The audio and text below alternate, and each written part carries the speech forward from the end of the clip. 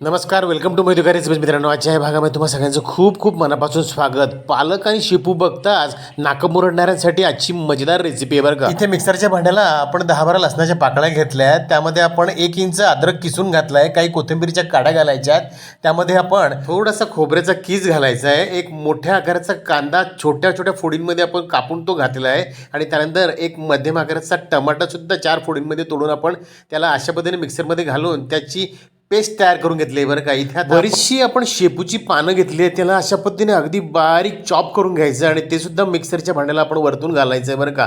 त्यानंतर त्यामध्ये थोडंसं पाणी घालून याला सुद्धा मस्तपैकी त्या संपूर्ण आधीच्या पेस्टसोबत फिरून घ्यायचे. तुम्ही बघू शकतात मस्त मजेदार आपली हिरवीगार अशी शेपूची पेस्ट तयार झालेली आहे.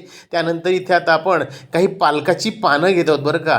ती सुद्धा मस्तपैकी बारीक अशा पद्धतीने आपण चिरून घेतली आहे. त्यानंतर एक कोबीचा अर्धा गड्डा, पत्ता कोबीचा, तो आपण अशा पद्धतीने बारीक चिरून घेतला आहे बरं का, अगदी बारीक. आणि त्यानंतर एक मध्यम आकाराचा कांदासुद्धा बारीक चिरून आपण तिघही जिन्नस हे मिक्स करत आहोत. त्यामध्ये आता आपण थोडासा गरम मसाला घालायचा अर्धा चमचा. त्यानंतर ठेचलेला थोडासा लसूण त्यामध्ये घातला आहे. अर्धा ते 1 चमचा आपण त्यामध्ये लाल तिखट घालून थोडंसं चवीनुसार मीठ घालायचं आहे आणि याला मस्तपैकी मिक्स करायचं बरं का. त्याला हलकंसं त्याच्या अंगीभूत असलेलं पाणी सुटतं आहे. त्यानंतर त्यामध्ये आपण पाव चमचा हळद घालत आहोत.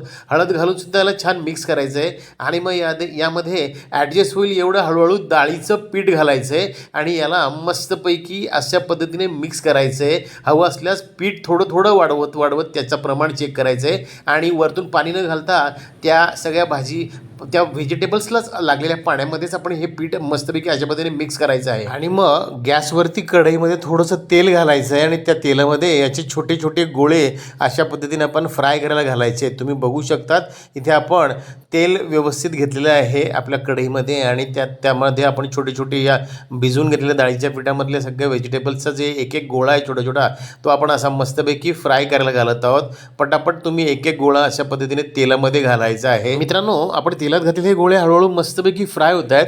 तोपर्यंत तुम्ही अजूनही चॅनलवर नवीन असाल तर चॅनलला सबस्क्राईब करा. तुम्हाला जर का रेसिपी आवडली तर लाईक जरूर करा आणि तुमच्या मित्र आपत्यांमध्ये शेअर सुद्धा करा. बघू शकतात इकडे आपण तेलामध्ये घातलेले गोळे मस्तपैकी तळलेच गेले आहेत आणि इथे आपण आता जाऱ्याच्या मदतीने त्यांना मस्तपैकी तेल ड्रेन आउट करून त्यातलं मस्त बाजूला आपण काढून घेऊया.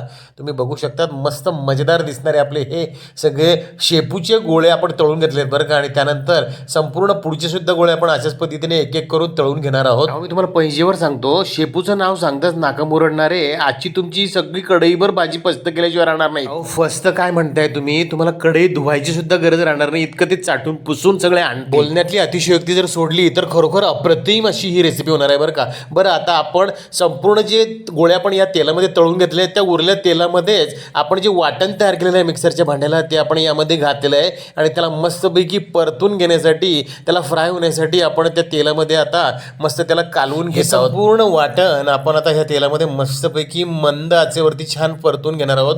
छान त्याला आता त्यामध्ये आपण पाव चमचा हळद घालत आहोत. त्यानंतर इथे आपण 2 चिमटे हिंग घातली आणि त्यानंतर 1 ते 1.5 चमचा लाल तिखट घातला आहे. पाव चमचा आपण गरम मसाला सुद्धा घातलाय बरं का आणि चवीनुसार मीठ घालून याला पुन्हा छान आपण कालवून घेत आहोत. तुम्ही बघू शकतात याला आता हळूहळू तेल सुटायला लागलंय बरं का.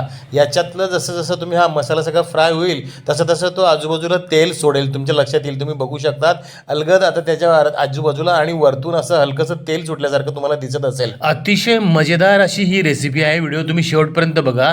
आणि आता ह्या स्टेजला आपण यामध्ये पाणी घालणार आहोत बरं का. आता आपण मिक्सरचं भांडं विसळून यामध्ये थोडंसं पाणी घातलेलं आहे कारण आपल्याला ही ग्रेव्हीची भाजी आपण तयार करत आहोत आणि यामध्ये ग्रेव्ही ॲडजस्ट करण्यासाठी, त्याची थिकनेस ॲडजस्ट करण्यासाठी आपण यामध्ये वरतून पाणी घालायचं आहे. आपल्याला तुम्हाला जेवढी पातळ ती हवी असेल तेवढं तुम्ही त्यामध्ये पाणी घालायचं आहे. आणि पाणी घातल्यानंतर याला मध्यम आचेवरती मस्तपैकी एक उकळी काढायची बरं का. आणि ती उकळी आल्यानंतर यामध्ये आपण तळून घेतलेले हे मस्तपैकी पालक आणि शेपूचे गोळे जे तळून घेतलेले आहेत ते यामध्ये घालायचे आहेत हळूवार. आणि तुम्ही बघू शकता ते गोळे त्यामध्ये जाताच मस्तपैकी त्या रश्श्यामध्ये, त्या ग्रेव्हीमध्ये मस्त ब्लेंड झालेत बरं का लगेचच. काय अप्रतिम त्याचा लुक आलेला आहे, तुम्ही बघू शकतात. अहो, या शेपू पालकाचे हे कोफ्ते तुम्ही एकदा करून बघा. अहो, अगदी मटन नॉनव्हेज याला सुद्धा लाजवतील आणि तुमच्याकडे ह्या गोष्टीचा इतका सुळसुळाट वाढेल की तुमची ही कढई केव्हा फस्त झाली हे कुठे तुम्हाला कळणार सुद्धा नाही. आणि तुमच्या मनामध्ये नेहमी असतं की शेपू केल्यावर सगळेजण नाकं मुरडतात, तो सुद्धा प्रश्न कायमचा निकाली निघेल. तुम्ही बघू शकतात अतिशय अप्रतिम आणि मस्त अशी सुगंध घरभर असा पसरला आहे बरं का. आणि मला तर आता तोंडाला पाणी सुटलंय बुवा, मला तर राहवतच नाही आहे, केव्हा जेवायला बसतो असं झालेलं आहे. तुम्ही याचा गरमागरम भात, चपाती, भाकरी कशाबरोबरही तुम्ही याचा आस्वाद घेऊ शकता. आशा करतो रेसिपी तुम्हाला खूप आवडली असेल, नक्की ट्राय करा. भेटूया पुढील भागात अशाच माहितीपूर्ण मजेदार इनोव्हेटिव्ह रेसिपींसह. तोपर्यंत बघत राहा माहिती का recipes. Thank you for watching. Goodbye, take care.